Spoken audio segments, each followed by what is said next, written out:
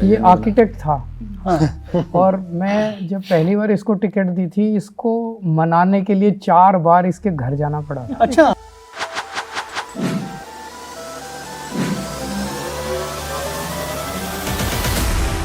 मैं मानता हूँ पूरे पॉलिटिकल स्फेयर में अरविंद केजरीवाल ऐसे नेता हैं जिसकी हाईएस्ट आईक्यू है। आईक्यू भी है, ईक्यू भी है, पीक्यू भी हो ना, पॉलिटिकल क्वेश्चन वो भी बहुत हाई है।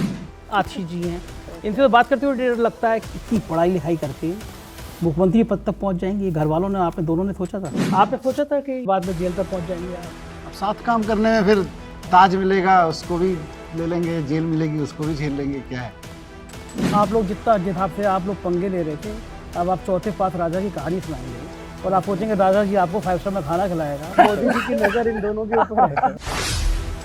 सतीश जी, क्या वाकई में इतनी यातना जेल में दी जाती है? जितना मतलब वजन कम होने का कारण क्या केवल ये था, टॉर्चर था, मानसिक टॉर्चर था, फिजिकल टॉर्चर था? ये बड़े दुख की और खेद की बात है। कांग्रेस के लिए देश इम्पोर्टेंट नहीं है। एक मंदिर में जब आप जाते हो, आप पूजा करते हो, कभी पुजारी ने आपसे पूछा है कि आप चुनावी हिंदू हो, कि आप कौन से वाले हिंदू हो, कि आप पॉलिटिकल हिंदू हो, कि आप, ये क्या है? ये क्या बदतमीजी है?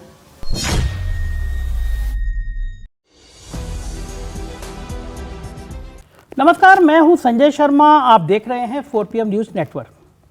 मेरे यहाँ टीम में लगभग 90 लोग काम करते हैं और मैं बड़ा परेशान रहता हूँ। कभी कभी छोटी छोटी बातों में ना, इसको रूठूँ वो मन जाता है, वो उसको मनाऊँ वो रूठ जाता है। इस तरह की चीज़ें मुझे छोटे से संस्थान चलाने में आती हैं। लेकिन मैं कुछ लोगों को देखता हूँ कि बाकी तो लोग अपने संस्थान चला लेते हैं, लेकिन अगर ये बात ऐसी कोई पॉलिटिकल पार्टी की हो जाए, तो पॉलिटिकल पार्टी एक आंदोलन से खड़ी हुई हो, नए नए चेहरे जिसमें जोड़ रहे हो, फिर वो सब लोग कैसे साथ रहते हैं? और फिर उसमें भी जब देश के सबसे ताकतवर लोग उस पार्टी को ख़त्म करने पर आमादा हो, किसी के छापे पड़ रहे हो, किसी को जेल भेज दिया जा रहा हो, फिर उनको डर लगता है या नहीं लगता? ये मेरे लिए बड़ा कौतूहल का विषय था। जेल के नाम से खौफ आता है, और जेल भी ऐसी वैसी नहीं जैसे हमारी यूपी की है कि माफिया जेल में और फ़ोन कर रहे हैं वहाँ से, संजय भाई कैसे हो। ऐसी जेलें नहीं। जेल ऐसी जिसमें किसी को किसी से ना मिलने दिया जाए, घर वालों से भी ना मिलने दी जाए, मतलब कोई सावरकर टाइप की जेल। तो मैंने बड़ी रिक्वेस्ट की एक ऐसी पार्टी के मुखिया अरविंद केजरीवाल जी से।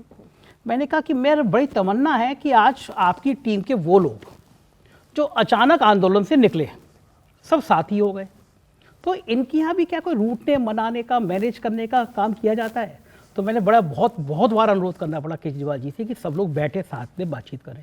और मैं कोई बहुत वैसे वाले सवाल नहीं पूछूंगा जो आप लगातार आप देखते रहते होंगे। नेता से वही पूछना है, नेता का वही जवाब आना है। इनसे पूछो तो वो जवाब आएगा, कांग्रेस से पूछो तो वो जवाब आएगा। तो आज कुछ अलग हट के बात करते हैं। मैं मुलाकात कराता हूँ, मेरे साथ अरविंद केजरीवाल जी हैं, आप सब हीरो ही हैं।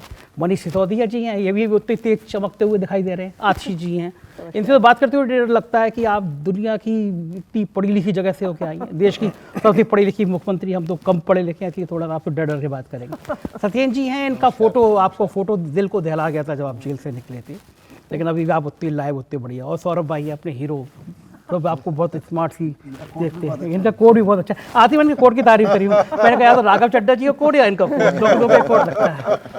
अरविंद जी, सबसे मज़ेदार बात, पहला सवाल ये, लोग कहते हैं कि दो तरीके से लोगों को मनाया जा सकता है। बहुत प्यार से रहो तो मनाया जा सकता है, या फिर प्रिंसिपल की तरह रहो, डांट डपट के रहो। तो ये सारे लोग प्यार से रहते हैं या कुछ, या प्रिंसिपल वाली भूमिका में रहते हैं? मुझे डांटने वाटने की ज़रूरत नहीं पड़ती और कोई मेरी डांट सुनता भी नहीं है इन लोगों में। सो हम सब लोग मिलके निर्णय लेते हैं, सब लोग एक टीम की तरह, एक परिवार, टीम भी नहीं मैं कहूँगा, परिवार है हमारा। और अभी आप यहाँ पे केवल 5 लोगों को देख रहे हैं, ये परिवार बहुत बड़ा है। बहुत लोग और अन्य लोग हैं इस परिवार के अंदर। आज संयोगवश यही लोग आज मौजूद थे, तो आज हम सब लोग आए हैं, लेकिन परिवार बहुत बड़ा है। और इन लोगों ने जिस तरह से हमें जेल में डाला, जिस तरह से कठिनाई के दौर से हम गुजरे, इन्हें उम्मीद थी कि हम सब बिखर जाएंगे। बिखरने की बजाय परिवार और इकट्ठा हो गया और एकजुट हो गया और करीब आ गए हम सब लोग। मनीष जी, अरविंद जी तो थोड़े जुझारू हैं, कभी खंबे पर चढ़ जाते हैं तार काटने के लिए, कभी कुछ और कर लेते। आप तो हमारी तरफ पत्रकार थे, आपने सोचा था कि इस तरह एक बड़ा ताज तो मिलेगा, लेकिन फिर बाद में जेल तक पहुंच जाएंगे आप? नहीं ना, ताज सोचा था ना जेल सोची थी। बस कुछ इनके दिमाग में था, कुछ हमारे दिमाग में था। जब दोनों एक साथ बैठे तो पता चला कि दोनों के दिमाग में एक ही जैसी चीज़ें हैं देश के लिए, तो चलो साथ काम करते हैं। अब साथ काम करने में फिर ताज मिलेगा उसको भी ले लेंगे, जेल मिलेगी उसको भी झेल लेंगे, क्या है। लगभग 2 साल है ना। हाँ, लगभग 17-18 महीने। तो बाहर आने के बाद में भी वैसी गर्मी आपके अंदर अभी भी दिखाई दे रही है। कोई डर और नहीं है। चलिए एक एक करके मैं सबसे थोड़ा थोड़ा बात करूँ फिर करूँगा। आशीष जी, ये बड़ा हो रहा था कि मुख्यमंत्री कौन बनेगा, क्योंकि जो मुख्यमंत्री किसी कारणवश जेल जाना पड़ता था जिसको, वो अपनी पत्नी को आगे बढ़ा दिया करता था। लालू जी गए, सोरेन साहब गए, तो यहाँ पे भी मिसेज केजरीवाल जी का नाम चल रहा था। फिर लोगों ने कहा नहीं, केजरीवाल जी बहुत दिमाग से चलते हैं, वो कोई ऐसा चेहरा रखेंगे कि महिलाएं थोड़ी सी पटपटा जाएं, ठीक ठाक रहें। तो लगा कि आशीष जी एक फायर ब्रांड नेता। आशीष जी सच बताइए कि आप इतनी पढ़ाई लिखाई करके मुख्यमंत्री पद तक पहुंच जाएंगे, घर वालों ने, आपने दोनों ने सोचा था? नहीं, कभी नहीं सोचा था। मैं अब कभी कॉलेज के दोस्तों से बात करती हूँ, उनसे मिलती हूँ, तो जब 20 साल पहले कॉलेज से निकले थे, हम मिडिल क्लास के पढ़े लिखे बच्चे थे, अच्छे कॉलेज से निकल के अच्छी नौकरी, अच्छी पेचेक के लिए काम कर रहे थे। ये लगता था कि कुछ सोशल वर्क करेंगे, समाज के लिए कुछ अच्छा करेंगे, पर एक नॉर्मल मिडिल क्लास परिवार से व्यक्ति सोच भी नहीं सकता है कि हम पॉलिटिक्स में आएंगे। मैं तो सोचती हूँ 20 साल पहले कभी अगर कोई मुझे कहता भी पॉलिटिक्स में एंट्री कैसे करते हैं, ये भी नहीं पता था। मुझे लगता है आम आदमी पार्टी इस दृष्टि से अलग है कि आम आदमी पार्टी ने हम जैसे यंग पढ़े लिखे लोगों को, जिनका पॉलिटिक्स में कोई बैकग्राउंड नहीं था, ना हम पॉलिटिकल फैमिली से आते हैं, ना हम पैसे वाली फैमिली से आते हैं, ना हमारे कोई वोट बैंक है, हम किसी और पार्टी में होते तो शायद जो नेता स्टेज पे भाषण पढ़ रहे होते, हम पीछे उस भाषण की रिसर्च कर रहे होते। लेकिन ये आम आदमी पार्टी है, ये अरविंद केजरीवाल जी हैं, जिन्होंने हम जैसे लड़के लड़कियों को पॉलिटिक्स के फोरफ्रंट में ला के रख दिया। तो मुझे लगता है कि ये सबसे यूनिक चीज़ है आम आदमी पार्टी के बारे में और अरविंद जी के बारे में। हाँ, ये बात तो कई सारे पार्टी के लोग कहते हैं। 5-6 लोग बैठे हुए हैं हम लोग, मतलब नेता आप लोग 5 है, 5 में से 3 जेल यात्रा कर रहे हैं। इस लाइन पर बाकी लोगों को 2 का थोड़ा ब्लड प्रेशर है, और बाकी दो तो वो चलो बाकी 2 का। लोगों ने कहा कि आपने मोदी जी की नजर इन दोनों के ऊपर है। वो लोगों ने कहा कि जब आशीष बनी तो उन्होंने कहा कि अब गवर्नर साहब ने फाइल खोलना मुख्यमंत्री कार्यालय की शुरू कर दी होगी कि आशीष बनी तो अगला नंबर आशीष का लगाया जाए। सत्येंद्र जी, आपकी एक दर्दनाक फोटो ने शायद पूरे देश को बहुत आहत किया, और ईमानदारी से मैंने बताऊं कि कुछ लोगों की आंखों में मैंने आंसू भी देखे, क्योंकि राजनीति ऐसी नहीं होती थी कि इस हद तक जाए कि इतना पीड़ित कर दिया जाए आदमी के। कितना किलो वजन कम हो गया था आपका? मेरा 38 kg। मैं तो सोचता हूँ मैं भी चला जाऊँ कुछ दिनों के लिए, मेरा वजन ही कम है। क्या वाकई बिना जेल जाए वो ज़्यादा नहीं, इनकी तरह सौरभ भाई की तरह स्मार्ट हो जाऊंगा मैं। सत्येंद्र जी, क्या वाकई में इतनी यातना जेल में दी जाती है जितना, मतलब वजन कम होने का कारण क्या केवल ये था, टॉर्चर था, मानसिक टॉर्चर था, फिजिकल टॉर्चर था? अभी आपने कहा कि सब लोग आप प्रिंसिपल की तरह से इकट्ठे रहते हैं, आपने सबके लोगों के अलग अलग इंटरव्यू लोगे एक ही टाइम पर, 5 लोगों के नहीं 10 लोगों के लीजिएगा, और क्वेश्चन लगभग सेम पूछ लो एक ही टाइम पर, आपको ऑलमोस्ट सबके आंसर एक ही मिलेंगे। ये रटा देंगे यार केजरीवाल, ये रट के पहले ये रट के पूछ लो, जो भी पूछेगा जवाब ही देना है। नहीं, क्वेश्चन हमें थोड़ा पता है, क्वेश्चन तो आपको पता है। रीज़न क्या है कि प्रिंसिपली देखो, हम जब जुड़े थे, आपको पहला बात बताता हूँ मैं, सबसे पहले जुड़ने से पहले मैं आर्किटेक्ट था प्रोफेशन में। जिस दिन मैंने अपना प्रोफेशन छोड़ा, पॉलिटिक्स में आया, 5 दिल्ली के नामी सीएस के पास गया था मैं, उनसे मैंने यही पूछा था, भाई अरविंद केजरीवाल कैसा आदमी है? तो क्या बहुत अच्छा आदमी है। मैंने पैसे तो नहीं लेते? कहते नहीं, डिपार्टमेंट में अकेला आदमी है, वो नहीं लेता। तब मैंने अपनी ज़िंदगी उनके पीछे लगाई थी। फिर तो प्रिंसिपली अगर एक साथ हैं फिर तो सब कुछ ठीक होगा ही होगा। तो उसके अंदर प्रिंसिपली हम लोग जुड़े हुए हैं। जब हम जेल में थे तब तो हमारा कोई आपस में कॉन्टैक्ट बिल्कुल ही नहीं था। तब भी लोगों को लगता था कभी किसी से बात हो ना कि यार मनीष जी भी ये बोल रहे हैं, अरविंद जी भी ये बोल रहे हैं, आप भी ये बोल रहे हो। तीनों अलग अलग जेलों में थे, मतलब ये नहीं था एक ही जेल में हो। तो क्योंकि विचारधारा एक सिंगल प्लेटफॉर्म पे आए, मकसद क्या था कि देश के लिए कुछ काम कर लें। मैं तो अपने लिए बता सकता हूँ, देखो जी, ज़िंदगी में ना कभी पॉलिटिक्स में आना तो नहीं सोचा था, कभी ये भी नहीं सोचा था मंत्री बने। हमने पता भी नहीं था कि हमारे परिवार में कहीं पर भी कोई किसी गांव का प्रधान नहीं बना, आरडब्ल्यू का ये प्रेसिडेंट आर्किटेक्ट था। हाँ। और मैं जब पहली बार इसको टिकट दी थी, इसको मनाने के लिए 4 बार इसके घर जाना पड़ा था। अच्छा, ये टिकट लेने को तैयार नहीं था ये। क्या बात है, नहीं दरअसल क्या था एक ना बार तो देखो, मेयर सर बहुत देर 1.5-2 घंटे बैठे थे सिकंदर के कितना लड़ रहे हो? हाँ कि चुनाव लड़ इनको पटाने के लिए। वाह इनके भाई, पूरे परिवार को मनाने के लिए, इसको मनाने के लिए। नहीं दरअसल क्या था ना देखो, पॉलिटिक्स के बारे में ना कोई अच्छी रेपुटेशन तो है नहीं, हाँ लोग और हमने बनाई भी नहीं है। बनाने वाले तो वो हैं जो पॉलिटिशियंस हैं। मुझे तो चलो सर ने याद दिला दिया, मेरे फादर ने फर्स्ट डायलॉग ये था कि बेटा देखो हम तो जिस दिन टिकट मिल गई उस दिन की बात जब मैंने हाँ कहते नहीं हम तो देखो इज्जतदार लोग हैं और पढ़े लिखे लोग हैं, पॉलिटिक्स में तो गुंडे बदमाश लोग होते हाँ हैं। ये सामान धारणा तो ये मतलब बन गई कहते है। टीचर थे मेरे फादर, कहते अच्छे लोग थोड़ा आते हैं पॉलिटिक्स में। हाँ ये सामान धारणा मेरी समाज बेटी छोटी सी थी, उसने 8वीं क्लास में थी, कहते पापा अब तो अच्छे आदमी हो, डर गई पूरी तरह से कि पापा आप तो अच्छे आदमी हो, आप नेता क्यों बन रहे हो। तो नेताओं के बारे में रेपुटेशन अच्छी थी, मेरे मन में भी अच्छी नहीं थी। और मैं तो देखो 10 साल के बाद अभी भी उतनी है। स्ट्रांगली कह सकता हूँ कि मैं गलत था। पहले मैं कहता अच्छे नहीं होते नेता, कैसा तो बहुत अच्छे नहीं होते, बहुत ही ख़राब होते हैं, जितना मैं सोचता उससे भी ज़्यादा ख़राब होते हैं। बट आपने कहा पॉलिटिक्स में, मतलब पहली बात तो हम ये कहते हैं we are not in politics, हम जो करने आए थे वही कर रहे हैं। अगर पॉलिटिक्स में होते तो शायद जेल जाने के बाद सारे टूट जाते हैं। हाँ ये बात तो अगर हम सही है। पॉलिटिक्स में होते ना तो फिर तो कुछ ना देख रहे होते ना, कैरियर बनाने आते।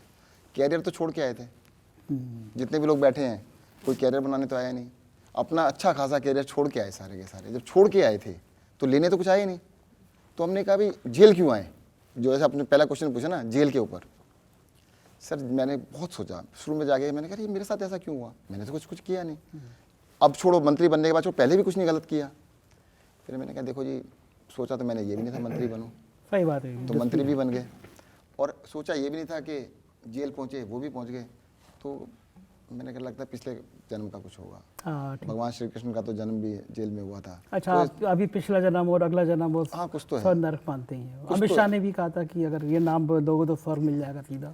कहा बाबा साहब का नाम लेते रहते वो देखो अब उनको कब मिलेगा उनको पता नहीं है, पर मैं ये कह सकता हूँ कि जो आपने फिर प्रश्न पे आ जाता हूँ कि जो वेट कम हुआ था उसका कारण दूसरा था।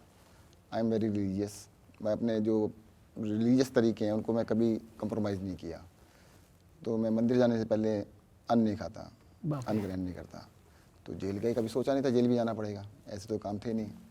तो जब जेल चले गए तो 1 साल तक मैंने पूरे अन्न मेरा उपवास। 1 साल तक अन्न नहीं खाया आपने? नहीं, तो उसकी वजह से मेरा तो क्या खाते, जेल में क्या खाते थे आप? खीरा टमाटर, जिसके ऊपर आपने टीवी पे मैंने बाद में देखा कि अच्छा। बड़ी बड़ी फोटोएं चली, मैंने देखा भी क्या था, प्लेटें दिखा रहे हैं, जैन साहब क्या शानदार खाना खा रहे हैं, एक प्लेट में खीरा, एक में टमाटर, एक में संतरा, एक में केला। तो ये एक्चुअल में शानदार था, हम जैसे आदमी खा नहीं सकते ना, हमें तो अन्न चाहिए। तो आप खा के गुजार ले रहे हो तो उनको लगता होगा ये शानदार खाना है। अरे सर ये उसका भी तो आपको छोटी सी बात बताऊँ, एक बार ऐसी आपने याद दिला दी जो यातनाई वाली बात होती है।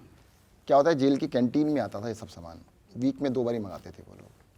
तो मैं जिनकी जेल के कैंटीन से खरीदता था, तो उन्होंने टॉर्चर का तरीका समझ लीजिए, उन्होंने कहा कि अच्छा ये तो इससे भी काम चल रहा है इसका, तो ये तो कुछ टूटा नहीं।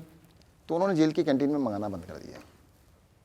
बस 8-9 दिन हो गए, सब कुछ मेरे पास जो था मैं खरीदता था ख़त्म हो गया।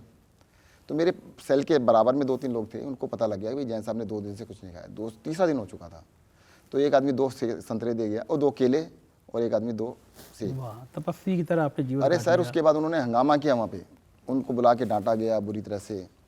तो उन्होंने उनको चैलेंज किया, कहते देखो अगर आप ऐसे करेंगे ना हम मीडिया के सामने चले जाएंगे। उनका तो एक्सेस था ना, हाँ नहीं हाँ, कहते हम मीडिया में जाएंगे और आपके लिए मुश्किल हो जाएगी। उसके बाद फिर उन्होंने फ्रूट थोड़ा खाना देने चाहिए। तो मतलब लंबा टॉर्चर टॉर्चर का तरीका वाला। दूसरा था, पर मैं इसको मैं कहता हूँ ये तो हमें भुगतना ही था। हाँ नहीं ये और इसके लिए आप लोग जितना जिताब से आप लोग पंगे ले रहे थे, अब आप चौथे पास राजा की कहानी सुनाएंगे और आप सोचेंगे राजा जी आपको 5 स्टार में खाना खिलाएगा, तो ये संभव नहीं है ना। इतना तो भाई किसी के लिए करोगे तो वो भी करेगा ही करेगा। सर भाई आप तो ग्रेटर कैलाश की से लड़ भी रहे चुनाव, तो ये जो बढ़िया सा कोट वोट पहनने की आज़ादी है, मेरे ख्याल ये किसी और पॉलिटिकल पार्टी में नहीं होती। हमारा तो यूनिफॉर्म होती है कि कुर्ता पजामा, मन भी करता हो किसी का तो आदमी कुर्ते पजामे में रहना है। ये आपने देखा सर तो तारीफ कर रहे थे कि कुर्ते तो कोट अच्छा बेसिकली लग रहा है। मैंने कोट के अंदर आपका मन था कभी पॉलिटिक्स में आने का, या बाकी सब लोगों की तरह आपका मन भी नहीं था? नहीं, मुझे पॉलिटिक्स बड़ी ग्लैमर वाली तो लगती थी। मुझे लगता था कि नेता का भोकाल होता है। मतलब जैसे मैंने कॉलेजेस के अंदर देखे थे, मतलब वो जो यूनियन लीडर्स, तो मुझे लगता था कि यार इनका जलवा तो है इनका। बट हमारे यहाँ यूनियन वगैरह थी नहीं कॉलेज के अंदर। तो फिर मैं बेसिकली एक नॉर्मल सॉफ्टवेयर इंजीनियर था।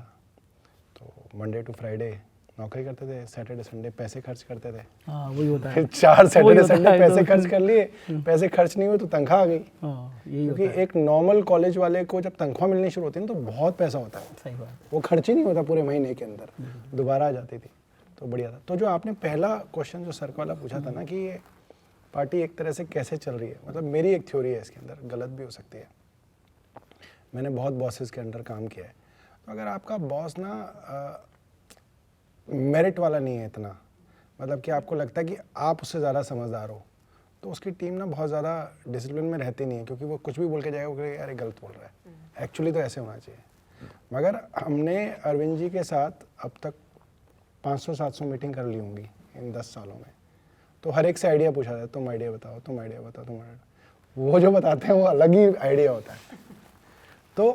तो एक आदमी ऐसा है जिसके पास, और ये बात मैं पहले बोलता था कि आपके पॉलिटिकल स्फेयर में मोदी जी की कितनी आईक्यू है आपको अंदाजा है, मुझे तो है, और जो बाकी नेता हैं उनके नाम नहीं लेना दो बचे चाहता, हमारे अलायंस पार्टनर हैं। तीन हुआ है, 2 बचे हैं। आप चौथी बात राजा की तरफ मत बढ़िए। नहीं बिल्कुल नहीं। ये भी बचे हुए हैं। एक्चुअली इधर दो बचे आपको हुए हैं। किसी के इंटरव्यूज देख के और उसकी क्रियाकलाप देख के उसकी आईक्यू लेवल का अंदाजा हो जाता है। तो मैं मानता हूँ पूरे पॉलिटिकल स्फेयर में अरविंद केजरीवाल ऐसे नेता हैं जिसकी हाईएस्ट आईक्यू है, आईक्यू भी है, ईक्यू भी है, और अगर पीक्यू भी हो ना, पॉलिटिकल क्वोशेंट, वो भी बहुत हाई है, मतलब साधारण लोगों से एक्सेप्शनली हाई है।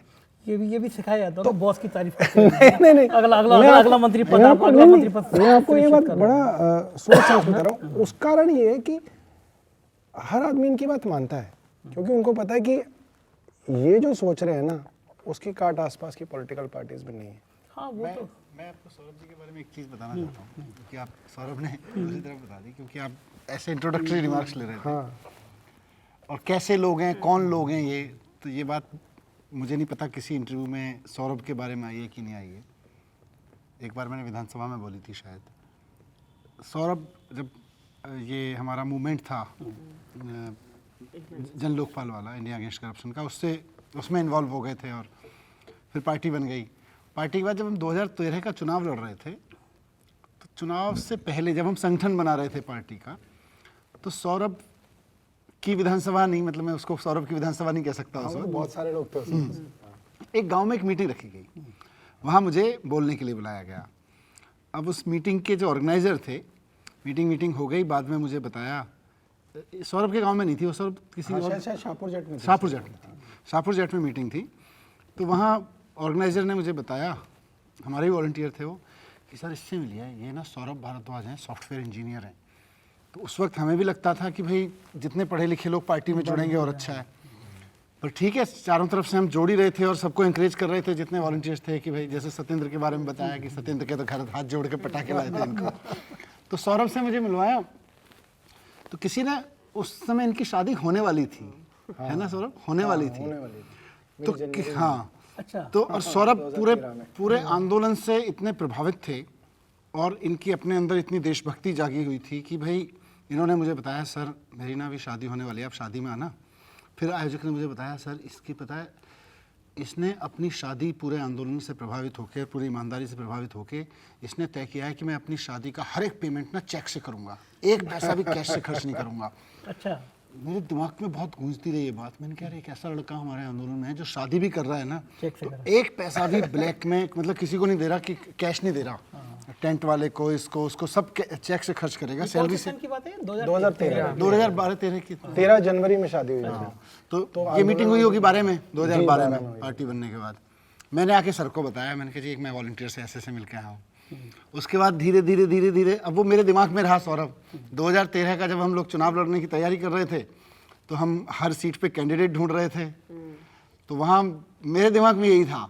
मैंने कहा जीके से तो एक लड़का है सौरभ जो पार्टी के शादी चेक से करिए, क्या बात है। शादी चेक तो से ये विधायक बने केवल शादी के चेक के शादी के चेक के कारण इसीलिए कहा जाता है हर पर आदमी के इसको भी मनाने जाना, इनकी इसको वाइफ बड़ी वाइफ मुश्किल से तैयार नहीं मान- थी इसकी। अच्छा, उनको लग रहा था अभी शादी हो रही है, पति नेता बन जाए। उन्होंने कहा कि बिल्कुल नहीं, इसको राजनीति में नहीं इनको भी मना के लाए थे फिर। असल में क्या है कि जब मेरी शादी हुई तो हम हनीमून मनाने नहीं गए, क्योंकि मैं यूएस बहुत ट्रैवल करता था। तो मैंने बोला यहाँ हनीमून क्या मनाना है, मेरा तो यूएस का ट्रैवल आएगा, वहीं बन जाएगा। और उसके बाद फिर मैंने नौकरी छोड़ दी। चुनाव चुनाव तो मेरी बीवी अभी तक ये कहती है तुम तो हनीमून तक नहीं लेके गए मुझे। बात तो सही है।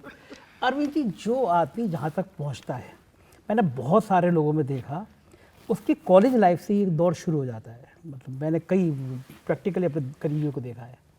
तो ये जो दिमाग लोग कहते हैं, जैसे आपके, ये तो मैं मान लूँगा ये आपके डर के मारे कह रहे हैं, मैं मान लूँगा, लेकिन अपोजिशन वाले भी ये कहते हैं ईमानदारी से, मेरे बीजेपी के कुछ मित्र वो कहते हैं अरविंद केजरीवाल का जो दिमाग है ना, उसको कोई पढ़ नहीं सकता। हमने ये पढ़ा था दिमाग तो हमारे पास भी उतना ही है, 100 ग्राम 250 ग्राम आपके पास भी है, लेकिन ये जो एक्स्ट्रा करंट आपका आता है, तो ये डायरेक्ट बजरंगबली का कनेक्शन है, ये आप निकाल के कहाँ से ले आते हैं? देखिए, अगर आपकी नीयत साफ हो, सबसे इम्पोर्टेंट वही है जो भी इन्होंने कहा कि आइडियोलॉजी, सत्येंद्र ने भी ये कहा कि हमारी सबकी आइडियोलॉजी, विचारधारा एक है और सबकी नीयत ये है कि देश के लिए कुछ करना है, हम अपने लिए कुछ करने के लिए नहीं आए। अगर आज हमारी पार्टी में सबको ये विश्वास होता है कि केजरीवाल पैसे बना रहा है, केजरीवाल पे लगे आरोप सही हैं, मैं आपको बता रहा हूँ कि जब तक हम जेल से बाहर आए पूरी पार्टी बिखर चुकी होती, कोई हमारी पार्टी के अंदर नहीं होता। आज सब लोग हमारी पार्टी में इसलिए एक साथ हैं क्योंकि सबको पता है कि सबकी नीयत साफ़ है, साफ़ नीयत से हम सब लोग एक साथ हैं। जब मैं जेल से बाहर आया, जब आतिशी जी को सीएम पद के लिए हमने सब ने मेरे को कहा वो जो नीतीश के साथ हुआ था वही हो जाएगा, किसी ने कुछ और एग्जाम्पल दिया, किसी ने। हमें डर की ज़रूरत ही नहीं है क्योंकि सबकी नीयत एक ही है, सबकी नीयत साफ़ है। कोई यहाँ पैसे कमाने नहीं आया, कोई यहाँ पद के लिए नहीं आया, कोई यहाँ लालच के लिए नहीं आया। तो जब उसके लिए नहीं आए, सबकी नीयत साफ़ है, तो सारे उसी पर्पज़ के लिए काम कर रहे हैं। कोई किसी पद पे काम कर रहा है, किसी को कोई जिम्मेदारी मिली हुई है, किसी को कोई जिम्मेदारी मिली हुई है। तो अंत पंत में सारी चीज़ ले दे के नीयत पे आ जाती है, और जब नीयत साफ़ है तो फिर बजरंगबली का आशीर्वाद भी मिल ही जाता है। हाँ, मैंने तो उन दिनों में जब आतिशी जी बनने वाली थी, महारानी सीरियल आया था, उसमें जो पति जेल में जाता है वो अपनी पत्नी को बना देता है, लेकिन पत्नी फिर पति को गायब कर देती है। तो जब मुझे लगा कि आप देश की सबसे पढ़ी लिखी लड़की को आप मुख्यमंत्री बना रहे हैं, तो बहुत सारे ख्याल तो आपके मन में भी आए तो होंगे, आप बताएं ना बताएं अलग विषय। नहीं, बिल्कुल कि नहीं। कुर्सी आप ताज दे रहे हो किसी को। आप ये देखो कि डिसीजन मेकिंग तो मेरे ही हाथ में थी। अभी अगर ज़रा सा मेरे मन में ये ख्याल आया होता कि मेरे साथ धोखा हो जाएगा, ज़रा सा कोने में अगर कोई ज़रा सा ख्याल आया होता, तो मैं तुरंत अपने परिवार से किसी को बना देता, अपनी पत्नी को बना देता, अपने भाई को बना देता, अपने किसी रिश्तेदार को बना देता। वो ज़रा सा ख्याल आया ही नहीं, क्योंकि हम 10 साल से सारे लोग, जितने लोग आम आदमी पार्टी में काम कर रहे हैं, एक दूसरे पे विश्वास केवल एक ही चीज़ का है कि हम एक दूसरे से यहाँ दगा करने के लिए नहीं आए, पैसे कमाने नहीं आए, बेईमानी करने के लिए नहीं आए। वो बाकी जितनी पार्टियाँ वहाँ बेईमानी चलती है, इसीलिए उसको पता है कि इसको काट के मुझे पैसे कमाने हैं, उसको काट के मुझे पैसे। वो यहाँ नहीं चलता, यहाँ सबकी नीयत साफ़ है, पवित्र है, और वो पवित्रता ही सबसे बड़ा कारण है। हमारी नीयत की पवित्रता, हमारे काम की पवित्रता, हमारे शब्दों की पवित्रता, हमारे मन की पवित्रता, वही एक सबसे बड़ा कारण है कि आज आम आदमी पार्टी इतने बड़े बड़े संकटों को झेलने के बाद भी एक साथ है, फल फूल रही है। अरविंद जी, लोग कहते हैं जैसे शतरंज खेला जाता है तो पता होता है कि घोड़ा जब ढाई गया यहाँ चलेगा, फिर हाथी गया जाएगा। तो आतिशी जी को बनाने के पीछे भी तो कुछ तो सोचा होगा आपने, कुछ तो गणित आपके दिमाग में रहा होगा। ये कोई मान ही नहीं सकता कि आपने बिना गणित के बना दिया होगा आतिशी। क्या गणित हो सकता है? ये तो मैं अगर जानता हूँ तो मैं भी आपके मंत्रिमंडल में शामिल होता। जैसे क्या गणित हो सकता है? लोग कह रहे हैं कि मतलब आतिशी एक फायर ब्रांड नेता है, महिलाओं को आपने लुभा दिया एक झटके में, दिल्ली की महिलाओं को कहा देखो एक तेज तर्रार महिला दे दी, थोड़ी बहादुर भी है, डर भी कम लगता है। सही था, यही था, यही है, सही है। इसके अलावा भी कुछ और नहीं, पढ़ी यही लिखी था। है। यही था, पढ़ी लिखी है, अच्छा काम करेगी। आपने आंसर खुद ही दे दिया। आपने जवाब खुद ही दे दिया। सही जवाब। इसके अलावा भी कोई और गाड़ी रहेगी, ये तो ऐसा नहीं, ये भी तो हो सकता है कि आतिशी सीधी है, मैं जब कहूँगा तो कुर्सी छोड़ देगी। तेज तर्रार भी है और सीधी भी है। आप दोनों चीजें साथ साथ कर रहे हैं, एक साथ। एक जब किसी परिवार की ज़िंदगी में ऐसा हादसा होता है, एक पढ़ा लिखा इंजीनियर, एक IRS बढ़िया नौकरी करके राजनीति में आया, होती जेल चला जाता है, तो वो तो अपने लिए लड़ रहा है, उसको तो लग रहा है कि चलो मुझे संघर्ष करना है, देश बदलना है। लेकिन जो पीछे परिवार होता है, माता पिता होते हैं, आपके बुजुर्ग माता पिता है, पत्नी होती है, और खासतौर से बच्चे होते हैं, छोटे होते हैं, उन बच्चों को तो मतलब ये नहीं लगता ना दुनिया में अभी इतनी क्रांति की बातें। वो दर्द आपसे ज़्यादा परिवार ने महसूस किया होगा। बिल्कुल किया। आप उसके लिए गिल्ट महसूस करते हैं? आपने परिवार के साथ अन्याय किया देश हित में और दिल्ली के हित में? नहीं नहीं, गिल्ट किस चीज़ का? छोटे बच्चे हैं, जब उनको- आप इस रास्ते पे चलते हैं, देखिए हम तो आज़ाद भारत में पैदा हुए और ऐसे भारत में पैदा हुए जिसमें सब कुछ अच्छा ही अच्छा है। आज हमारे देश के अंदर हमारे को इतनी सुविधाएं मिली हैं, इतने अधिकार हम बड़े सौभाग्यशाली हैं। ऐसे परिवार में पैदा हुए जहाँ पे हमें अच्छी पढ़ाई लिखाई मिली, पिताजी की ठीक ठाक मिडिल क्लास से थे, हमें किसी तरह की कभी, हम जितने भी बैठे हैं यहाँ पे, हमें किसी तरह की कभी परेशानी नहीं हुई। अब उन लोगों की सोचो, भगत सिंह की, चंद्रशेखर आज़ाद की, जो लोगों ने आज़ादी दिलाई थी देश को, उन लोगों के पॉइंट ऑफ व्यू से सोचो, उन लोगों ने क्या, उन लोगों के जब वो लोग आज़ादी के आंदोलन में कूदे, उनके परिवार पे क्या बीती होगी। हमारे परिवार पे बीती, मैं मानता हूँ हमारे परिवार पे बीती, लेकिन जब हम राजनीति में आए तो हमारे परिवार को पता था कि हम राजनीति में जा रहे हैं और कुछ भी हो सकता है राजनीति के अंदर। और मैं बार बार यही कहता हूँ कि जो रास्ता हमने चुना, अब इन्होंने स्कूलों को बहुत अच्छा कर दिया। अब शिक्षा माफिया बहुत तगड़ा माफिया है, बहुत बड़ा माफिया है, प्राइवेट, खासकर प्राइवेट स्कूलों का माफिया बहुत बड़ा है। ये कोई इत्तेफाक नहीं है कि हमारे देश के, एक टाइम ऐसा था जब आज़ाद हुआ देश, देश में केवल सरकारी स्कूल होते थे, प्राइवेट कहाँ थे, गिने चुने एक दो थे। तो आज के ज़माने में, मतलब आज से 10 साल पहले जितने IAS IPS रिटायर हो रहे हैं, वो सारे सरकारी स्कूलों के पढ़े हुए थे। जितने बड़े बड़े इंजीनियर डॉक्टर थे इस देश के अंदर, साइंटिस्ट थे, अब्दुल कलाम वगैरह, वो सारे सरकारी स्कूलों के पढ़े हुए थे। ऐसा कैसे हो गया कि 50s के बाद से आज तक 75 साल में सारे सरकारी स्कूल बर्बाद होते गए? ये सारी सोची समझी साजिश के तहत, शिक्षा माफिया की साजिश और षड्यंत्र के तहत धीरे धीरे धीरे धीरे सारे सरकारी स्कूलों को बर्बाद कर दिया गया, ताकि लोग अपने बच्चों को प्राइवेट में भर्ती करने के लिए मजबूर हो सकें। उस हवा को हमने बदला और शिक्षा माफिया को दिल्ली में तोड़ा। तो आपको क्या लगता है शिक्षा माफिया चुप बैठेगा? वो चुप तो बैठेगा नहीं, रिएक्ट तो करेगा। दिल्ली के अंदर जितने सरकारी अस्पताल थे, इन सरकारी अस्पतालों के बाहर दवाइयों की दुकानें होती थी। मैं झुग्गियों में काम करता था पहले, यहाँ राजनीति में आने के पहले सुंदर नगरी की झुग्गियों में। तो सुंदर नगरी के बगल में GTB हॉस्पिटल है, गुरु तेग बहादुर हॉस्पिटल, वहाँ हम जाया करते थे, मैं और मनीष, पेशेंट्स को लेके, झुग्गियों के पेशेंट्स को लेके। उसके बाहर दवाइयों की दुकानें होती थी, एक्सरे की दुकानें होती थी, टेस्ट की दुकानें होती थी। अंदर डॉक्टर लिख देता था दवाइयाँ बाहर से ले लो। जब दवाई बाहर से लेते थे तो कमीशन आधा अंदर आता था, वो पूरा चैनल बना हुआ था। हमने आने के बाद सरकारी अस्पतालों में इंश्योर किया कि सारी दवाइयाँ अंदर मिलेंगी। अब खिड़की खुलती है दवाइयों की, दवाइयाँ मिलती हैं, टेस्ट अंदर होते हैं, एक्सरे की मशीनें काम करती हैं। अब तो बाहर की सारी दुकानें ख़त्म हो गई। तो जब बाहर की जो सारी दुकानें थी, ये छोटे लोग नहीं थे, ये बहुत बड़े बड़े पॉलिटिकल कनेक्शन वाले, बड़ा हेल्थ माफिया था, दवाइयों का माफिया था। इसको तोड़ा हम लोगों ने। तो इसको जब तोड़ा तो ये चुप थोड़ी बैठेंगे, ये सारे रिएक्ट करेंगे। तो जिस रास्ते पे हम लोग चल रहे हैं, उस रास्ते पे जेल जाना तो लाजमी था। बाकी भी आपने अगर हम भी पैसे से सत्ता और सत्ता से पैसा, हमारी सो कॉल्ड लिकर केस के अंदर एक मामला सामने आया जिसके अंदर एक आदमी को गिरफ्तार कर लिया गया, उसने 50 करोड़ रुपए उनकी पार्टी में जमा कराए और उसको बेल हो गई। अब हमारे पास भी 100-150 करोड़ रुपए होते तो हम भी दे दा के निकल जाते बाहर, हमारे पास थे ही नहीं। तो सत्ता से पैसा, पैसे से, अगर हमने भी पैसे कमाए होते तो फिर कोई तकलीफ नहीं थी, हमें जेल नहीं जाना पड़ता, हम भी उन्हीं की तरह फलते फूलते। आज जो रास्ता हमने चुना है, ये रास्ता बड़ा कठिन है। ये रास्ता सच्चाई का रास्ता जो है, ये कांटों भरा रास्ता है, इसमें तो आएंगे ही आएंगे। अच्छा, लेकिन एक बात है ना, आपने चुन चुन के एक ऐसे व्यक्ति पे निशाना साधा जिनके बारे में कहने की किसी को हिम्मत नहीं होती, देश के प्रधानमंत्री। हमने कभी किसी पे निशाना नहीं साधा। हमारा एक मिनट, हमने, हमारा किसी इंडिविजुअल, किसी व्यक्ति से कोई दुश्मनी नहीं है। हमारी ये लड़ाई किसी व्यक्ति से नहीं है, हमारी ये लड़ाई किसी पार्टी से नहीं है, हमारी लड़ाई इस सिस्टम से है। और इस सिस्टम को हमने चैलेंज किया है।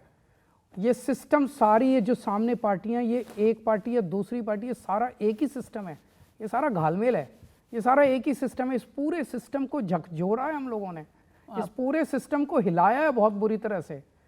तो हमारी किसी इंडिविजुअल से लड़ाई नहीं है। कभी मजाक मजाक में हो सकता है, कभी एक आध लाइन कहीं इधर उधर बोल दी हो तो अलग बात है, लेकिन हम अपनी भाषा से, अपने शब्दों से, अपने कर्म से, अपनी वाणी से हम कभी किसी व्यक्ति के खिलाफ नहीं बोलना चाहते, किसी पार्टी के खिलाफ नहीं है। अच्छा, आप ना ऐसी मुस्कुरा के अपनी बात कह के बैंड भी बजाते हैं दूसरे की। आपने स्कूल मॉडल की बात करी, हमने देखा कि एक नकली स्कूल बनाया गया, उसकी मजाक उड़ी, प्रधानमंत्री जी उस स्कूल में बैठ के बात कर रहे थे, पता चला कि वो तो शूट है। इसी तरह जो आप विधानसभा में अंदर आके एकदम आपके अंदर जोश आ जाता है, आपने प्रधानमंत्री जी के लिए जो जो कहा, मैंने खास तौर से वो चौथी पास वाली कहानी बताई, तो ये कहानी भी तो आपने सोची होगी ना। आपको पता है कि 2014 से 10 साल हो गए, आपके अलावा देश का कोई नेता ऐसा है जो सीधा इस तरह हमला करता है उन पे, उनके डिग्री पे हमला करता हो, उन पे उनके अज्ञानता पे हमला करता हो। आप सीधा सीधा उसी पर्सनालिटी पे हमला करते हैं, रावण की नाभि की तरह हमला करते हैं, क्योंकि आपको पता है कि आप वहाँ पे हमला करेंगे तो पूरी पार्टी तिलमिलाएगी। और पार्टी को एक मैसेज देना चाहते हैं, देश को मैसेज देना चाहते हैं कि इतनी हिम्मत सिर्फ केजरीवाल में और किसी में नहीं है। मेरा, जैसे मैं फिर से ये रिपीट करूँगा, मेरा किसी व्यक्ति से कोई द्वेष नहीं है, और मेरा नहीं, केवल आम आदमी पार्टी का किसी व्यक्ति से कोई लड़ाई नहीं है। हमने ये पार्टी किसी व्यक्ति या किसी पार्टी से बदला लेने के लिए या उनको नीचा दिखाने के लिए नहीं बनाई है। हम यहाँ देश के लिए आए हैं, हम यहाँ व्यवस्था बदलने के लिए आए हैं। हमने व्यवस्था बदली है, हमने दिल्ली के अंदर शिक्षा की व्यवस्था पूरी बदल के रख दी है। हमने देश को एक स्वास्थ्य का मॉडल दिया है, हमने देश को एक बिजली का मॉडल दिया है। तो ये हम व्यवस्था बदलने के लिए आया और उसी में हमारा इंटरेस्ट है। इनफैक्ट अगर आप देखिए, अगर दूसरी पार्टियां ये सब करते हैं तो हमारी जरूरत भी नहीं हमारी रहेगी। जरूरत ही नहीं है। और हमने वो तो कर खुलेआम देती- बोला हाँ। है कि भाई हमने दिल्ली में स्कूल ठीक कर दिए, बाकी पार्टियां हमें बुला लें, हम उनको सिखा देंगे उनके राज्यों में कि आपको स्कूल कैसे ठीक करने हैं। हम वहाँ चुनाव ही नहीं लड़ेंगे, हमें चुनाव लड़ने की क्या ज़रूरत है। आप हमसे सीख लो, आप मोहल्ला क्लिनिक बनाओ, आप अस्पताल ठीक करो, आप 24 घंटे बिजली आज पूरे देश में केवल दिल्ली में आती है। इनकी 20 राज्यों में सरकार है, 30 साल से गुजरात में सरकार है, 24 घंटे बिजली नहीं दे पाई है। हम सिखा देंगे आपको, आप दो 24 घंटे बिजली पूरे देश के अंदर। हम सिखाने को तैयार हैं। हम यहाँ कोई पूरा देश जीतने के लिए नहीं है। हमारी असली जीत तब होगी जब देश तरक्की करेगा। हमारी जीत तब नहीं होगी जब 10 राज्यों में हमारी सरकारें होंगी। वही मैं था जो सर ने बात कही कि हम विजुलाइज करते हैं कि एक दिन ऐसा हो जब देश के हर बच्चे को अच्छी एजुकेशन मिलने लगे, हर सरकारी स्कूल में पढ़ने वाले बच्चे को शानदार एजुकेशन मिले और प्राइवेट वाले में को भी शानदार एजुकेशन मिले। अब इसके 2 मॉडल हैं अगर आप आज की तारीख में विजुलाइज करो।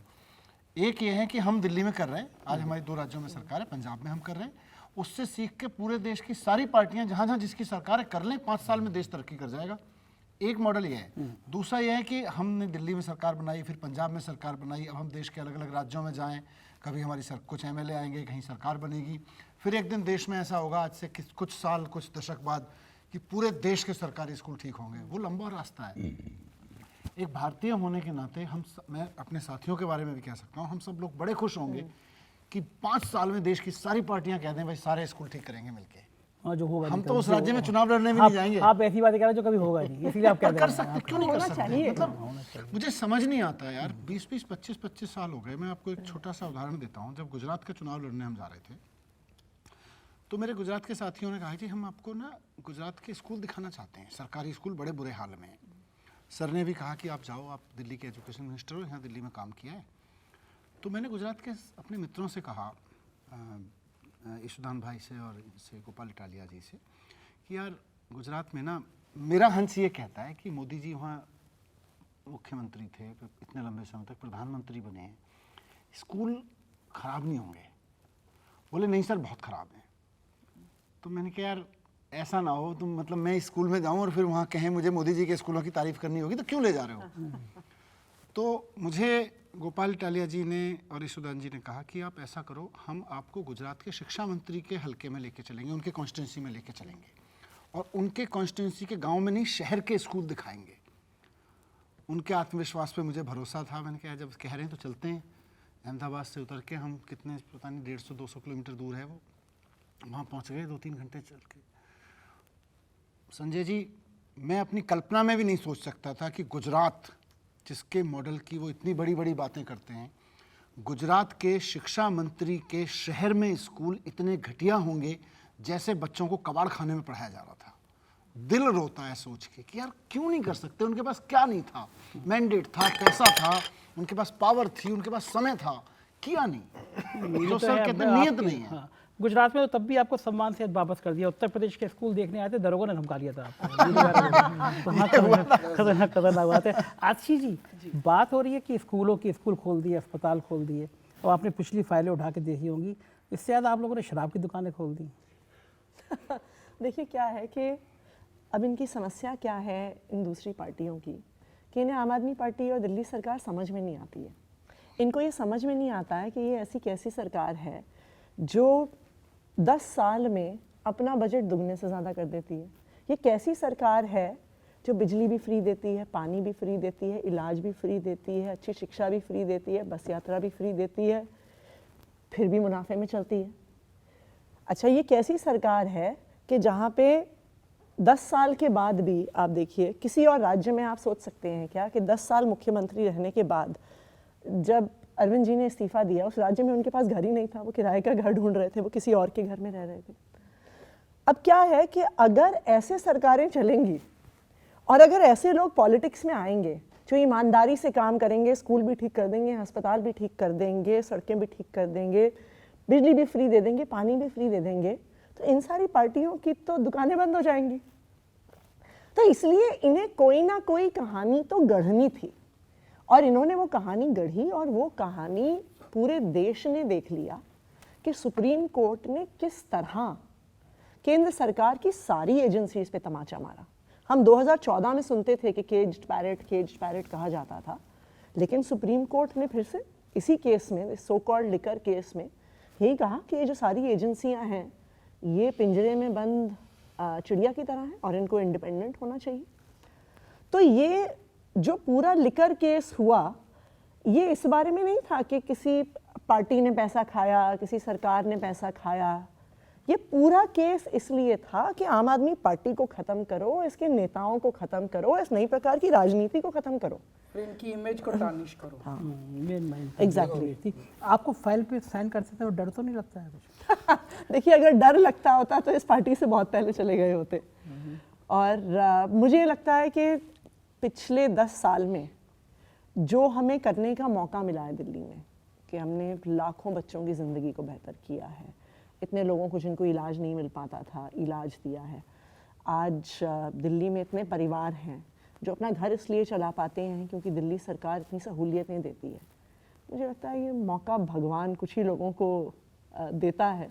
तो अगर भगवान ने ये मौका दिया है तो जो हमसे बेस्ट हो सकता है वो हमें करना जरूरी है। भगवान जी का कनेक्शन तो अरविंद जी का बढ़िया है। उन्होंने वो पुरोहितों को, पंडितों को, ये सब भी आप प्रधानमंत्री कहते हैं ना, रेवड़ी वाली योजना आपने शुरू करी। ये चुनाव के टाइम में आपको ये पंडित और सब लोग क्यों नजर आए, पुजारी हो सब लोग? एक मतलब कुछ होते हैं जो बड़े बड़े मंदिर हैं, बड़े बड़े मंदिरों के कुछ बड़े बड़े चंद पुजारी हैं, उनके पास हो सकता है कि रहने खाने की अच्छी व्यवस्था हो, लेकिन एक छोटे से मंदिर का एक छोटा सा पुजारी वो तो समाज सेवा ही करता है, धार्मिक सेवा ही करता है। रोज़ सवेरे 3 बजे उठता है और अपने सारा वो करने के बाद पूजा पाठ करता है, फिर भगवान जी को, अपनी मूर्ति को नहलाता है, फिर कपड़े पहनाता है, फिर आरती करता है, फिर न जाने, और फिर जितने लोग आते हैं, श्रद्धालु आते हैं, उन लोगों की सेवा करता है, उनकी पूजा करवाता है, और पूरा दिन करने। कई लोगों से मैं मिला हूँ, किसी को 3,000 रुपये, किसी को 4,000 रुपये, किसी को 5,000। आज 5,000 में किसी का घर चलता है? नहीं चलता। तो अगर मैंने उनके लिए 18,000 रुपये की घोषणा कर दी, भारतीय जनता पार्टी ऐसे टूट के पड़ी है जैसे मैंने कोई पाप कर दिया। अरे तुम भी कर दो ना, तुम क्यों नहीं कर देते? तुम भी कर दो। कह रहे हैं केजरीवाल चुनावी हिंदू है। मैं अभी परसों सालासर गया था। सालासर में श्री बालाजी के मंदिर में उनके हनुमान जी के दर्शन करने गया। मैं जब अंदर घुसा मंदिर के, काफ़ी भीड़ थी, तो नारे लग रहे थे, श्री बालाजी की जय, श्री बालाजी की जय। मुझे देखते ही कुछ चंद बीजेपी वालों ने चिल्लाना चालू कर दिया, मोदी। मंदिर के अंदर मोदी मोदी मोदी। जो जितने धार्मिक हिंदू हैं वो तो चिल्ला रहे थे श्री बालाजी की जय, और जो चुनावी हिंदू हैं वो चिल्ला रहे थे ना मोदी मोदी। तो हम थोड़ी चिल्ला रहे थे, हम तो बालाजी की जय कर रहे थे। तो चुनावी हिंदू कौन है? जिसको मंदिर के अंदर बालाजी की मूर्ति सामने है उसको मोदी मोदी याद आ रहा है। यार मंदिर के अंदर भी तुम लोगों को Modi Modi Modi, BJP BJP BJP, ये क्या तुम लोगों ने गत बना ली अपनी? लेकिन भगवान तो देख रहा है ना। अरविंद जी, चुनावी हिंदू वो भी है जो गुजरात चुनाव में कह रहे थे कि नोटों पे अच्छा, गणेश जी दूसरा की- आपने मैं कहा ये नोटों में सोचता गणेश हूँ, जी ये की- लोग कहते हैं केजरीवाल चुनावी हिंदू है। एक मंदिर में जब आप जाते हो, आप पूजा करते हो, पूजा करके आप कुछ चढ़ाते हो, कभी पुजारी ने आपसे पूछा है कि आप चुनावी हिंदू हो, कि आप कौन से वाले हिंदू हो, कि आप पॉलिटिकल हिंदू हो, कि आप, ये क्या है? ये क्या बदतमीजी है? तो मैं इनको ये कहना चाहता हूँ, थोड़ा सा भगवान से डरो, इतना अहंकार मत करो, इतना गंद मत मचाओ, इतनी गुंडागर्दी मत करो। ऊपर वाला भी देख रहा है तुम्हारी जो हरकतें हैं, आज नहीं तो कल, कल नहीं तो परसों तुम्हें अपनी हरकतों का फल तो मिलेगा ही मिलेगा। अब मौलवियों को भी कुछ देने की योजना है अभी? सारे दे रहे, आपके उत्तर प्रदेश में बहुत देते हैं। कितना देते हैं आपके यहाँ? उत्तर प्रदेश में मौलवियों को? हाँ। कैसी बातें कर रहे हैं? अरे वक्फ बोर्ड देता है, वक्फ बोर्ड देता है, तो सरकार यहाँ भी वक्फ बोर्ड देता है। वक्फ बोर्ड देता है। ठीक है, तो अब पुजारी को तो अलग से उत्तर दे रहे हैं प्रदेश ना। में कितना देते हैं?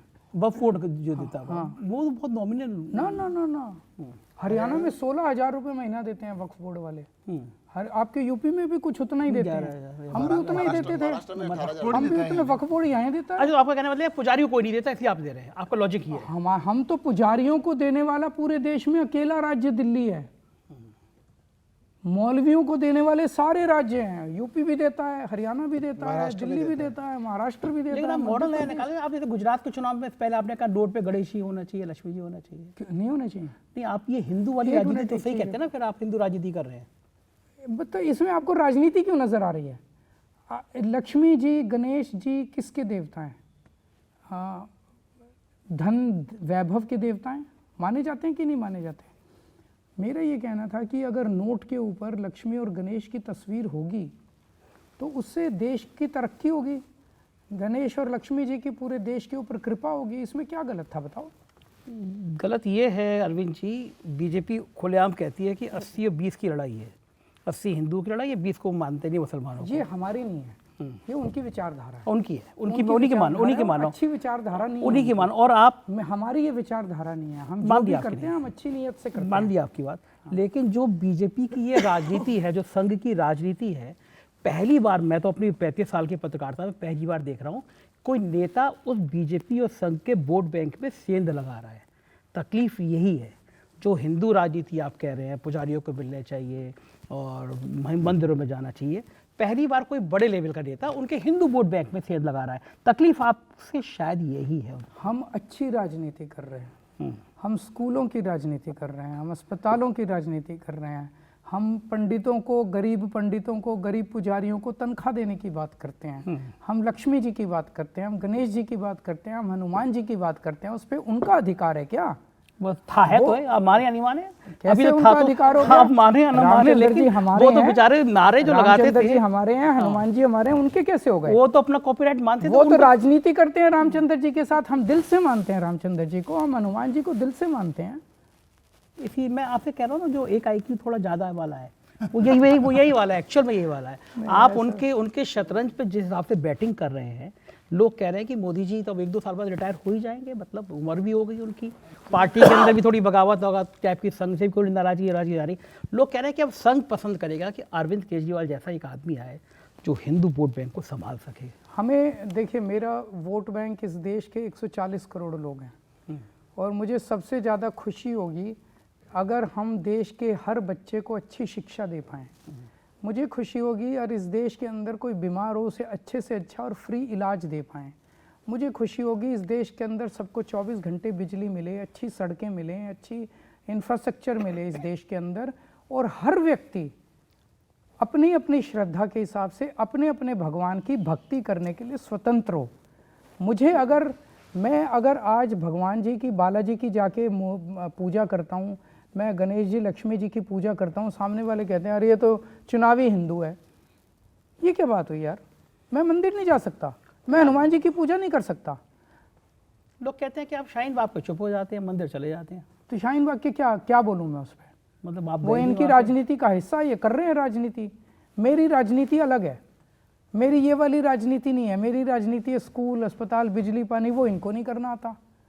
करके दिखा देंगे। मैं प्रधानमंत्री इनको जी- चैलेंज कर रहा हूँ इन लोगों को। प्रधानमंत्री जी ने एक और बड़ा भयंकर बयान दे दिया कि अन्ना के आंदोलन के बाद में कुछ ऐसे लोग पैदा हो गए, अब तक तो अन्ना को भी बहुत वही मैं आज मानते थे। देख रहा था, आज प्रधानमंत्री जी का जो भाषण आया था 43 मिनट का भाषण था। उस 43 मिनट में से 39 मिनट वो केवल दिल्ली के लोगों को गालियां देके चले गए। दिल्ली के लोगों को या आपको? दिल्ली के लोगों को, दिल्ली के लोगों द्वारा चुनी हुई सरकार को। हाँ, मतलब इनडायरेक्ट में आप ही नाम नहीं लिया, आप ही को मतलब मान ले दो। तो मोदी जी को इन्हें गालियां देने की जरूरत क्यों पड़ी? क्योंकि उन्होंने कोई काम नहीं किया 10 साल में। दिल्ली के अंदर दिल्ली के लोगों ने 2015 में 2 सरकारें चुनी। केंद्र के अंदर मोदी जी को चुना और दिल्ली के अंदर हमें चुना। दिल्ली की व्यवस्था थोड़ी सी जटिल है, आधी पावर उनकी है, आधी पावर हमारी है। 10 साल में हमने इतने काम किए कि आप अगर ये इंटरव्यू जारी रखे तो 3 घंटे तक मैं अपने काम गिना दूंगा आपको। मैंने बिजली में ये वो ये इतने सारे काम किए। मोदी जी ने पिछले 10 साल के अंदर केंद्र सरकार ने दिल्ली में एक काम नहीं किया, एक भी काम नहीं किया 10 साल में। इतने तो होर्डिंग मेरे लगा रहे हैं। एक मिनट सुनिए, वो होर्डिंग हमारे खिलाफ। आप एक बार राउंड लगा लो कैमरा लेके। तो उन्होंने वो मुझे गाली दे के गए।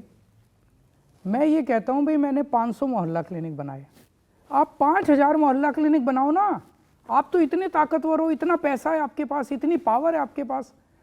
अगर 5000 मोहल्ला क्लिनिक मोदी जी ने बनाए होते, आज उन्हें मुझे गाली देने की जरूरत नहीं पड़ती। केजरीवाल को वो गालियाँ नहीं देते, वो कहते मैंने 5000 मोहल्ला क्लिनिक बना दिए। मैंने दिल्ली के अंदर जितने भी स्कूल बनाए, आप 5000 स्कूल बनाओ ना, 10,000 स्कूल बनाओ दिल्ली के अंदर। मैंने 5 अस्पताल बनाए, आप 50 अस्पताल बनाओ दिल्ली के अंदर, तब तो आपकी वाह वाह। मैंने इतनी लाइन खींची, आप केजरीवाल के सामने लंबी लकीर खींच दो। फिर मोदी जी को आज केजरीवाल को 39 मिनट तक केजरीवाल को गाली देने की जरूरत नहीं पड़ती। उन्हें गाली क्यों देनी पड़ी? क्योंकि काम ही नहीं थे गिनाने के लिए। मैं गाली गलौज करता नहीं हूँ, ये मैं इस तरह की राजनीति, मैं काम की राजनीति करता हूँ। मैं जहाँ भी जाता हूँ मैं लोगों को, आप मेरे कोई भाषण उठा के देख लो, मेरे लोग बोर हो गए होंगे मेरा भाषण सुन। वही नहीं, आपको मुस्कुरा के सुनते हैं कि अब कौन सा तीर निकालेंगे आप? नहीं, वही कौन सा एंगल स्कूल, निकाल के अस्पताल, बिजली, पानी, स्कूल, उसी अस्पताल, के बीच पानी, स्कूल, उसी के बीच में छोटी सी बात निकाल लेते हैं। जैसे मैं उदाहरण बता दूं, आपका दिमाग थोड़ा एक्स्ट्रा कैसे काम करता है इसको उदाहरण देके बता देता हूं आपको। हरियाणा महाराष्ट्र के बाद पूरी कांग्रेस ईवीएम कर रही थी, पूरे उससे पहले भी ईवीएम होती थी।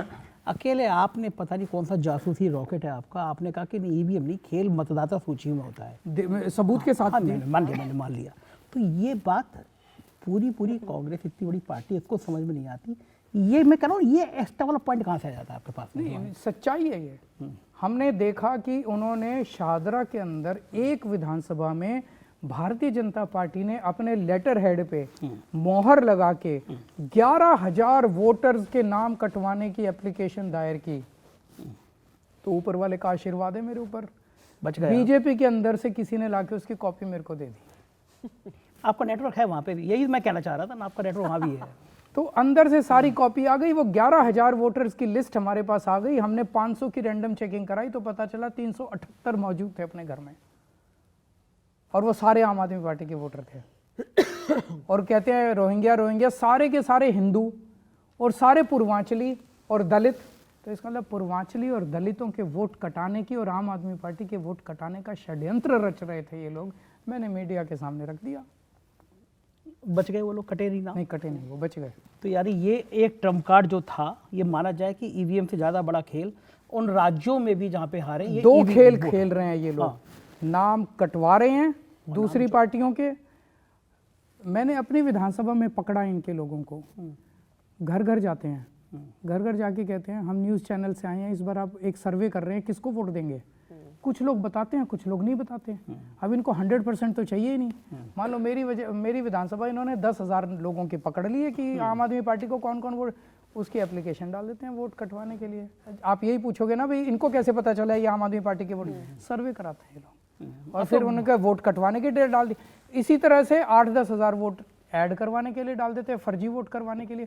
20,000 वोटों का अगर हेर फेर हो गया, क्या बचेगा चुनाव में? चुनाव खत्म है उसके तो बाद। आपको लगता है कि हरियाणा महाराष्ट्र में भी किया गया होगा? मेरे को तो लगता है शायद हुआ है। किसी को इस पर रिसर्च करनी चाहिए। अगर रिसर्च करेंगे तो ये निकल के आएगा, पक्की बात है, मेरा को लगता है, मेरा हंच है। अरविंद जी, इतनी बड़ी पार्टी, आपके पास तो संसाधन भी कम है, आप लोग आधे टाइम तो जेल में ही रहते हैं, तब भी कांग्रेस नहीं कर पाती है काम।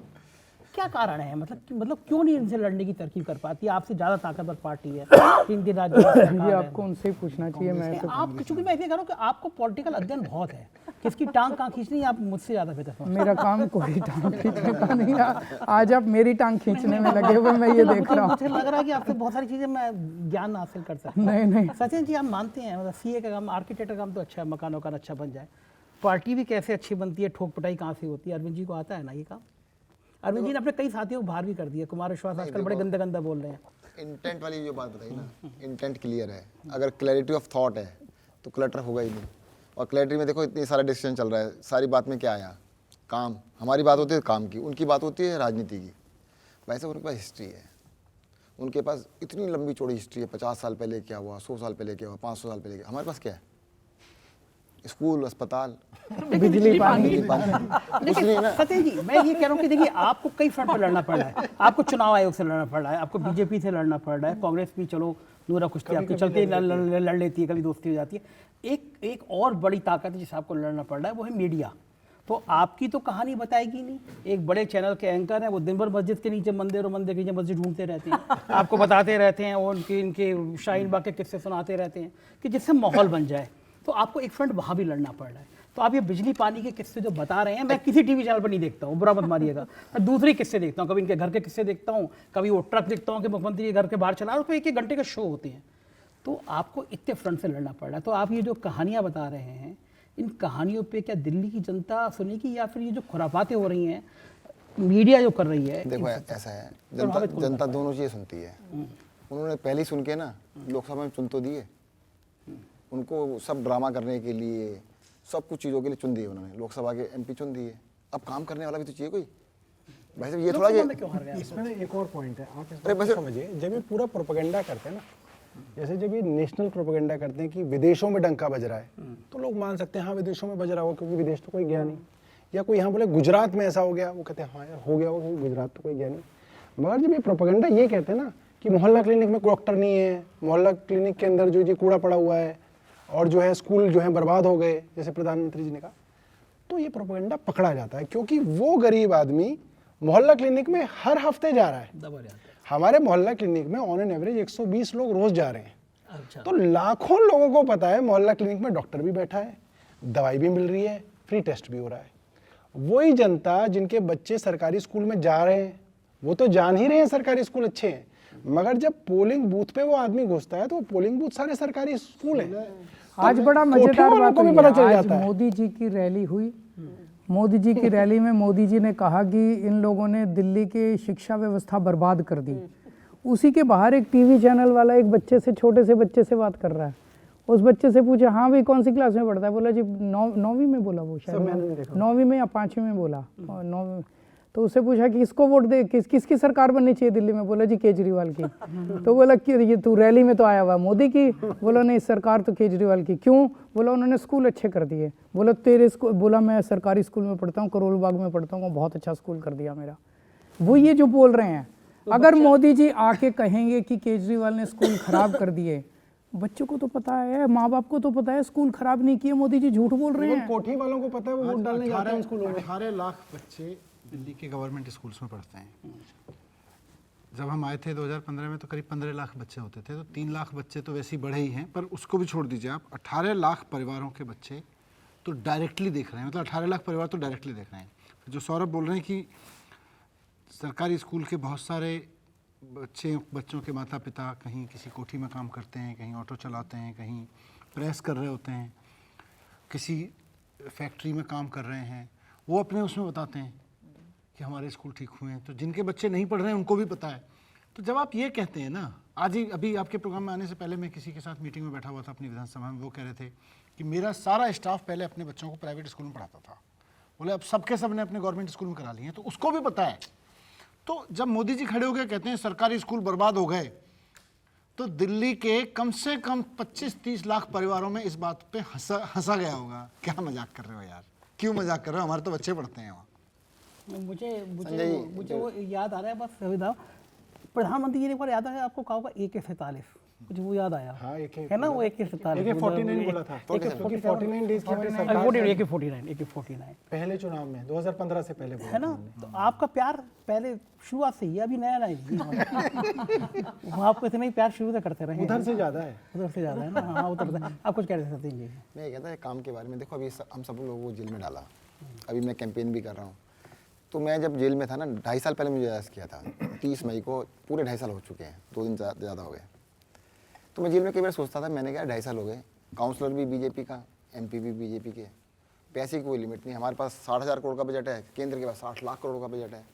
तो मैं अब जाऊँगा, मेरी तो किसी को जरूरत होगी नहीं, सब काम हो गए होंगे। भाई साहब जाने के बाद मेरा तो प्रचार कर दिया उन्होंने, जहाँ जाता हूँ जैन साहब 2.5 साल हो गए कोई काम ही नहीं हुआ। मैंने कहा उसने क्या किया? कहते हैं वो करते का है, वो तो ये कहते हैं काम कराना उससे करा लेना, मतलब लिटरली कह दिया सत्तर से करा लेना। अब कहते हैं भाई साहब आप आ गए करा दो काम। तो मैंने कहा सारे काम करा दो, चिंता मत करो। एक बार और जिता दो। जिताने की बात नहीं है, उनको पता है काम तो करने के लिए, उनको पता है भाई केजरीवाल के लोग ही करेंगे और बाकी कोई। उन्होंने इतना प्रचार किया हमें जेल में डाल के, कोई काम नहीं किया। ऐसा जब अंदर अच्छी जी, आप दोनों इनके चक्कर में पड़ना। आपको लगे कि चुनाव की जीत का रास्ता भी वो जेल से बात हो कर गया रहे थे है। ना कि उन्होंने 10 साल में क्या काम किया, तो आपने बोला नहीं देखो इन्होंने होर्डिंग लगाए।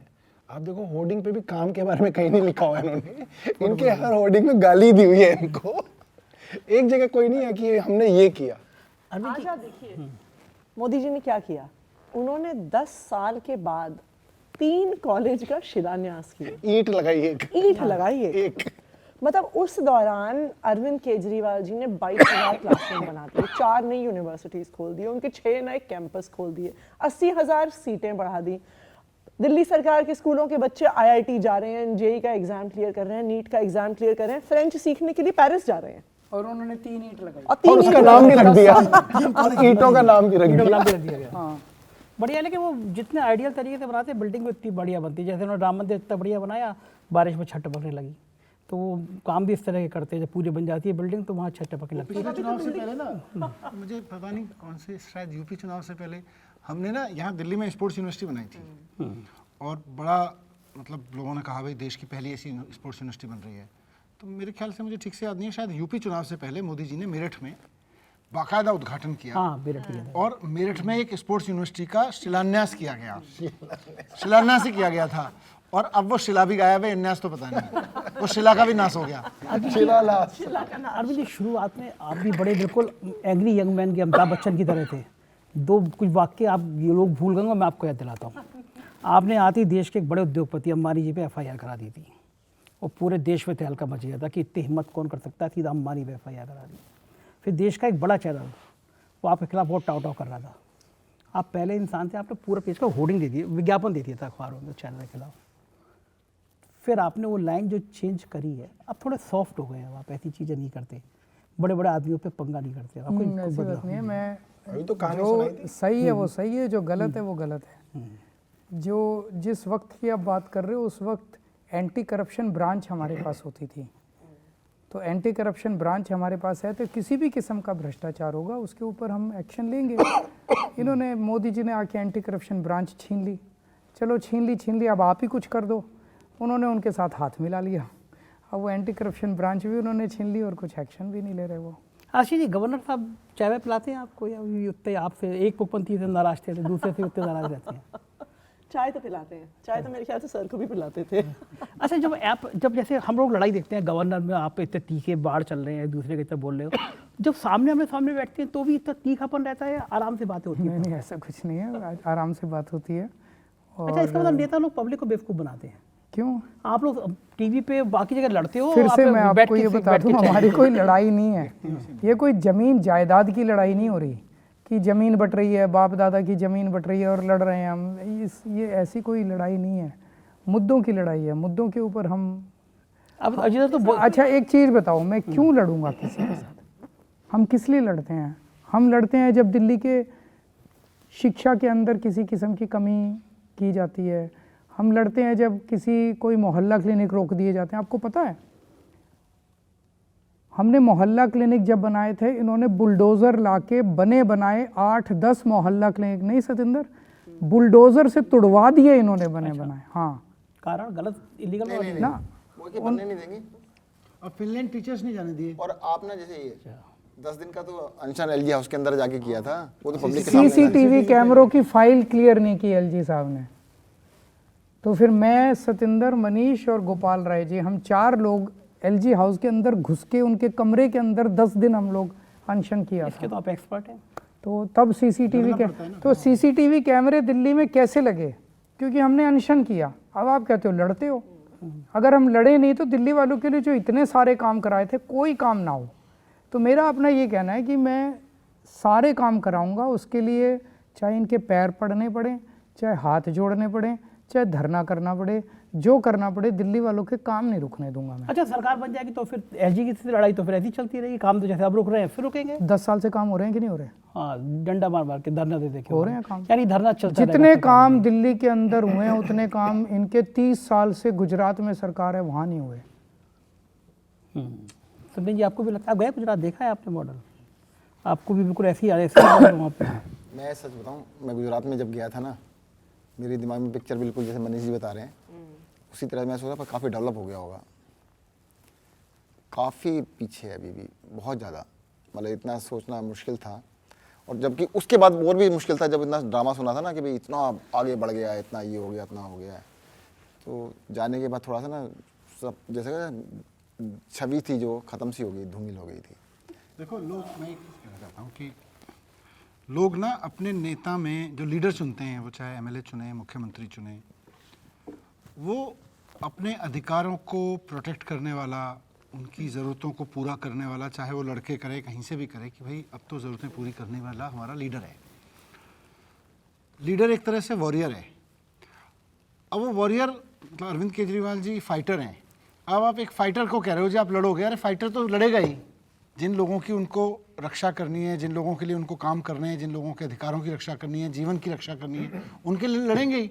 अब आप फाइटर से बोलो जी सरकार बन जाएगी तो आप लड़ोगे? हाँ जी, लड़ने के लिए लोग चुन रहे हैं। लेकिन अरविंद जी तो कभी भी लड़ाई उसी भी कर लेते हैं ना, इंडिया गठबंधन में शामिल हुए, इंडिया गठबंधन से लड़ाई लड़ ली, कांग्रेस अब आजकल नाराज है आपसे। नहीं, हमने कहाँ लड़ ली? कांग्रेस कह रही है भाई तो गड़बड़ हो गया, गड़बड़ दोस्ती हो गई थी हमारी। भाई हमने नेशनल लेवल पे हमारा इंडिया गठबंधन का अलायंस था।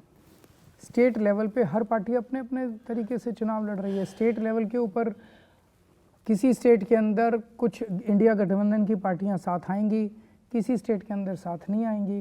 वो स्टेट लेवल के ऊपर अलग अलग पार्टियों का। अच्छा, ये पब्लिक बेचारी बड़ा समझ में नहीं आती। यहाँ पे संजय सिंह आके वहाँ पे महाराष्ट्र पे कह रहे थे कि कांग्रेस बड़ी अच्छी है, यहाँ पे आके कहेंगे कांग्रेस बड़ी खराब है। तो ये पब्लिक तो बड़ा कंफ्यूजन है कि आप लोग, मतलब हम बड़ा कंफ्यूज हैं, है ना? हम बड़ा कंफ्यूज हैं। लोकसभा के अंदर कांग्रेस के कैंडिडेट्स के लिए मैंने प्रचार किया। जब मैं 15 दिन की इंटरिम बेल पे आया था, मैंने समय निकाल के अपने कैंडिडेट्स का प्रचार छोड़ के इनके कैंडिडेट्स के लिए प्रचार किया। आज कांग्रेस के सारे नेता मेरे को दिल्ली चुनाव के अंदर हराने में लगे हुए हैं। क्या ये सही है? आप बताओ। संजय सिंह महाराष्ट्र के चुनाव में कांग्रेस के लिए भी प्रचार करके आए, शिवसेना के लिए भी प्रचार करके आए, एनसीपी के लिए भी प्रचार करके। अब वही कांग्रेस जिसके लिए संजय सिंह महाराष्ट्र में प्रचार करके आए, वो कांग्रेस दिल्ली में हमें मोदी जी के खिलाफ, बीजेपी के खिलाफ हराने में लगी हुई है, सारी जम के लगी हुई है। आपने राहुल गांधी को फोन करके कहा क्यों नहीं, क्यों कर रहे हो ऐसा? हम तो दोनों दिख नहीं रहा, उनको दिख नहीं रहा, उन्हें रोकना नहीं चाहिए। बात क्यों नहीं करते आप लोग? नहीं, करेंगे, लेकिन ये क्या उनकी असहमति से हो रहा है? मतलब उनके बिना जाने हो रहा है?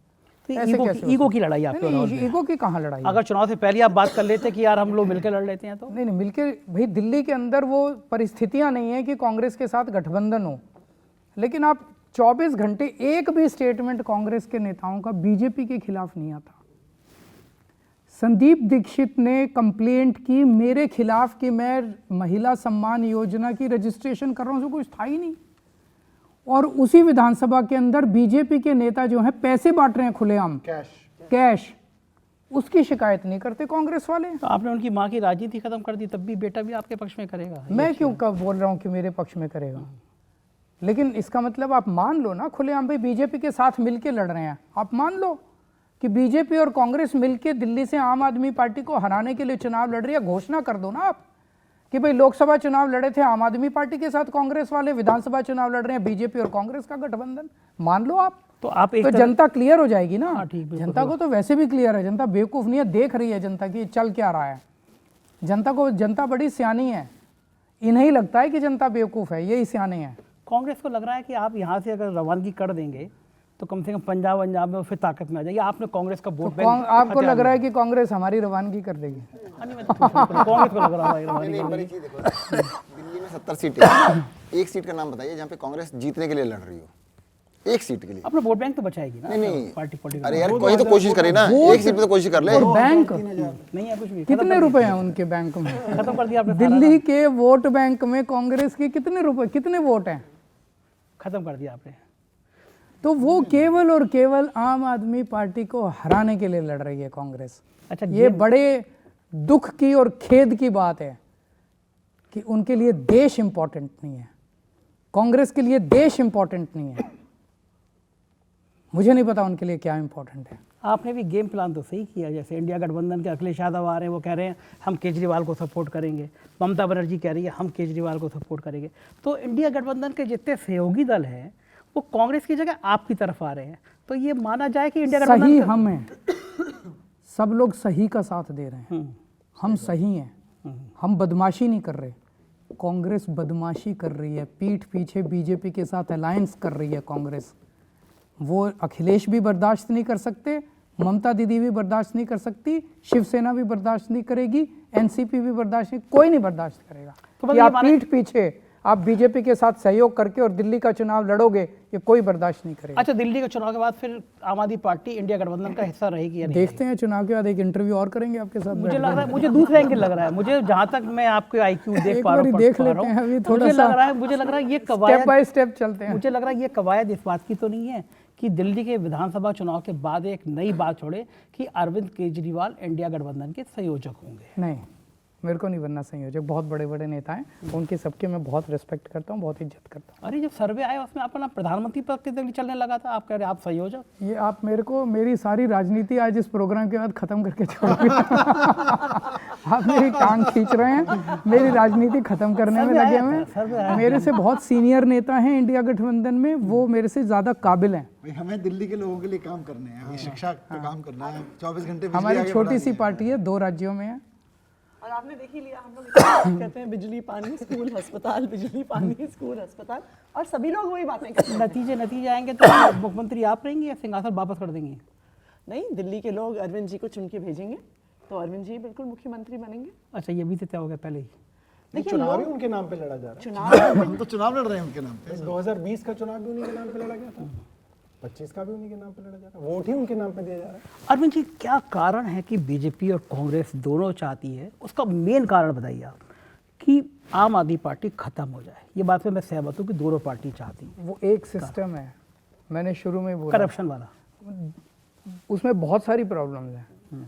वो दोनों एक ही व्यवस्था का हिस्सा हैं और उस व्यवस्था को आम आदमी पार्टी चैलेंज कर रही है। उस सिस्टम को हिलाया है हम लोगों ने, बहुत बुरी तरह से झकझोरा है उस सिस्टम को, इसीलिए हम लोग जेल गए हैं। वो दोनों पार्टियां एक दूसरे से कंफर्टेबल हैं, कोएग्जिस्ट करती हैं, वो एक दूसरे से कंफर्टेबल है। वो आम आदमी पार्टी से दोनों पार्टियां कंफर्टेबल नहीं है। आम आदमी पार्टी को दोनों पार्टियां क्रश करना चाहती हैं। कर देंगी, ऊपर वाला तय करेगा, हमारा तो हमारा धर्म प्रयास और हमारे कर्म जारी हैं, धर्म जारी है। लेकिन अगर आप पिछले 1.5-2 साल का पीरियड देखिए, इन्होंने क्रश करने में क्या कसर छोड़ी थी? आप देखिए, किसी पार्टी का आप मतलब इस देश के 75 साल की आज़ादी का इतिहास उठा के देख लीजिए, किसी एक पार्टी के साथ उतना अत्याचार नहीं हुआ होगा जितना आम आदमी पार्टी के साथ हुआ। मतलब आप सोच सकते हैं, कोई एक पार्टी जिसके सारे बड़े नेता जेल में हैं, एक के बाद एक हमारे 5 बड़े नेता एक टाइम पे एक साथ, इंक्लूडिंग 3 कैबिनेट मिनिस्टर्स, जेल में थे। इनके 2 बड़े नेता जेल चले जाएं, पार्टी के 100 टुकड़े हो जाएंगे। बस 2 टॉप आपने के। लाइन छोड़ दी, अब आप इस पर काम करेंगे अगर सत्ता केंद्र बदलेगी कभी तो? हम ये जेल का हम नाटक नहीं करते, इसके लिए राजनीति में नहीं आए थे। अच्छा, बड़ी अच्छी परंपरा हुआ करती थी, इमरजेंसी के बाद तक परंपरा रही। नेता भले राजनीतिक मुद्दों पे कितना ही लड़ते हो झगड़ते हो, लेकिन कुछ सैद्धांतिक मुद्दों पे बैठ के बात किया करते थे, संवाद रहता था। आपको लगता है अरविंद जी संवाद खत्म हो गया? वो खत्म हो गया, वो बहुत पॉलिटिकल बातें नहीं होती है। वो बहुत गलत है। मतलब हर चीज़ पे हिंदुस्तान पाकिस्तान करना सही नहीं है। मुद्दों पे, विचारों पे मतभेद हो सकते हैं, होने भी चाहिए, तभी जिंदगी आगे बढ़ती है, तभी इंसानियत आगे बढ़ती है। लेकिन बातचीत होनी चाहिए, डायलॉग होना चाहिए, कम्युनिकेशन होनी चाहिए, उसमें से समाधान निकलने चाहिए। वो एक दूसरे के साथ मतलब बस either you are with me और you are against me, there is no middle space in between, ये तो ज़िंदगी नहीं चल सकती। ये चुनाव आयोग पे जितनी आप शिकायतें कर रहे हैं, चुनाव आयोग का जो हाल है गांधी जी के 3 बंदर की तरह, उसे दिखाई नहीं पड़ रहा, तो सुनाई नहीं पड़ रहा, बोल नहीं पाता, इतना नाकारा चुनाव आयोग मैंने तो अपनी पत्रकारिता के जीवन में नहीं देखा। आपकी जो शिकायतें कर रहे हैं, आप जो जांचें हो रही हैं, आपको लगता है कि चुनाव आयोग दिल्ली के चुनाव में ईमानदारी से निर्वहन कर पाएगा या कोई और बड़ा गेम प्लान होगा? मैं to be fair to the Election Commission 100 शिकायतें पूरे पार्टियों की हो सकती हैं। हम अभी चुनाव आयोग के पास गए थे, जो शादरा वाला एग्जाम्पल दिया, 11,000 डिलीशन, और वो 11,000 डिलीशन केवल शादरा में नहीं थे, एक विधानसभा में 7,000, एक विधानसभा में 5,000, एक विधानसभा में 4,000, एक साथ मैसिव डिलीशंस की बाढ़ आ गई थी सब जगह। तो जब हम वहाँ गए थे, हमसे उन्होंने कोऑपरेट किया और उनके इंटरवेंशन के बाद ही ये मास डिलीशंस दिल्ली में बंद हुए। अब इन्होंने मेरी विधानसभा टारगेट की हुई है, मेरी विधानसभा में अचानक 7,000 डिलीशन आ गए हैं और 10,000 एडिशन आ गए हैं। उसको लेके अब हम जा रहे हैं, क्योंकि लोकल लेवल पे ऐसे लगता है कि सारी मशीनरी इन लोगों के साथ मिली हुई है। लोकल लेवल पे जो भी अधिकारी हैं वो बिल्कुल साथ नहीं दे रहे, पूरी तरह से इनके साथ ऐसे लगता है मिले हुए हैं। हम दोबारा जाएंगे, पर हमारे केस में उन्होंने सकारात्मक, चुनाव आयोग ने सकारात्मक। वो कैसे दे दिया? डर नहीं लगा उनको मोदी जी से? मुझे आइडिया नहीं है। आपको ऐसी बातों का आइडिया होता भी नहीं वैसे। अभी जी एक बात बताइए मुझे कि एक चीज़ का डर पैदा हुआ आम जनता में, 100 करोड़ आपने ले लिए, 150 करोड़ रुपये ले लिए, गोवा पहुंचा दिया आपने, रुपये की रिकवरी नहीं हुई, पूरे देश ने देखा। बाद में आप सबको जमानत भी मिली, लेकिन 2 साल लग गए सबको, बाकी नेताओं को 1.5 साल 2 साल। इस देश के आम लोगों ने जो डेमोक्रेसी को बचाने के लिए लड़ाई लड़ रहे थे, आवाज़ कर रहे थे, उनके मन में डर पैदा किया कि ये ट्रैप करेंगे तो छूटने में भी 1.5 साल लग जाएंगे।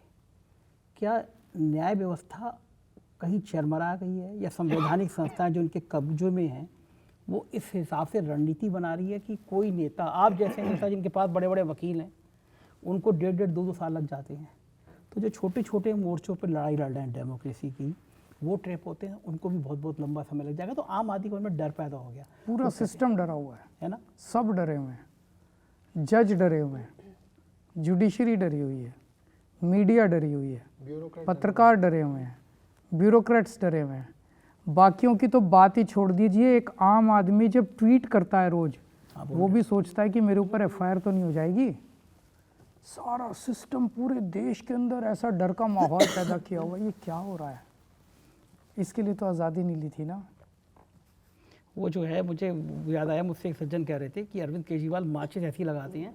मुझे याद है मेरे इंटरव्यू में जब आप आए थे, चुनाव होने वाला था, आपने कहा था कि योगी की जो हटाने की रणनीति बन रही है, वो ऐसी आग लगाई है आपने, उस केवल आपने, और उस आग से अभी तक योगी और अमित शाह मोदी की लड़ाई और बढ़ती चली जा रही है। मैंने कुछ नहीं किया, वो आप पहले ही से ने था, किसी ने नहीं कहा, पहले से था वो। टीवी पे आपने कहा नहीं, पहले से था वो अंदर खाने था, छिपे हुआ था, मैंने उसको उजागर कर दिया। तो इतना ही किया मैंने। बीजेपी की ये इंटरनल बातें कौन बता देता है कि योगी- सबको पता है, बस इतना है कि हिम्मत मैंने की जनता के सामने रखने की। सबको पता है कि क्या चल रहा है, सबको पता है किसकी किससे लड़ाइयाँ चल रही हैं। चलिए अभी जी, मैं चुनाव के बीच में मैंने आप लोगों का बहुत समय लिया, लेकिन बड़ा मजा आया बातचीत करके। आपसे भी बात करके थैंक यू। तो ये थे अरविंद केजरीवाल की टीम, और मुझे अच्छा लगा बात करके कि एक अच्छी चीज़ है, पढ़े लिखे लोग हैं, साफगोई से अपनी बात कहते हैं और झिझकते नहीं हैं। और मुझे लगता है कि समाज में, राजनीति में पढ़े लिखे लोगों का आना, उनके विचार इस तरह रखना एक अच्छी परंपरा है। और अरविंद जी ने ये बात भी सही कही कि नेताओं के वैचारिक मतभेद हो सकते हैं, लेकिन व्यक्तिगत राजनीति इतनी गंदे नहीं होनी चाहिए कि बिना सबूतों के नेता और खासतौर से मुख्यमंत्री लोग जेल में चले जाएं। ये भारत का लोकतंत्र तो नहीं हो सकता। आप क्या सोचते हैं, आप जरूर बताइएगा। चैनल को सब्सक्राइब और ज्वाइन करिएगा। शुक्रिया, थैंक यू।